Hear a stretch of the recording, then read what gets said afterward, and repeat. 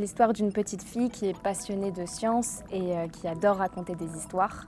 Et elle va vivre un drame, sa mère va mourir et elle va rencontrer plein de monstres qui vont lui permettre de renouer avec ses émotions et de passer ce deuil. Moi, j'interprète la grande petite fille, donc la petite fille qui a grandi. La petite fille, tout se passe dans sa tête, c'est-à-dire c'est une fille qui aime la science, mais qui aime aussi les histoires et qui donc a une imagination débordante.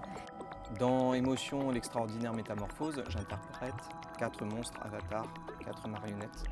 Et chaque marionnette est inspirée d'un animal. Par exemple, Bidule Carapace, qui est une sorte de grenouille batracien mélangée avec un escargot, mélangé avec une tortue.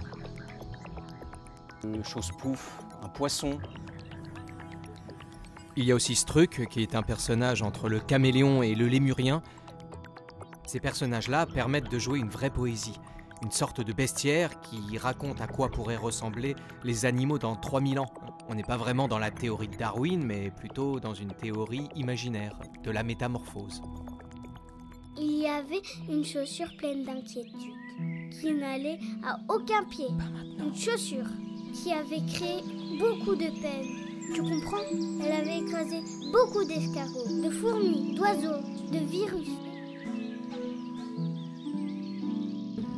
Ses yeux étaient secs, toujours. Ça n'empêche, elle était... En fait, son cœur était serré, c'est tout. C'est malheureux de ne plus pouvoir voler avec les gens qu'on aime. Il a l'air solide, celui. On va le consolider quand même. C'est un véritable voyage qui invite la petite fille à renouer avec ses émotions, avec le monde, avec le vivant, et qui lui permettra de se métamorphoser.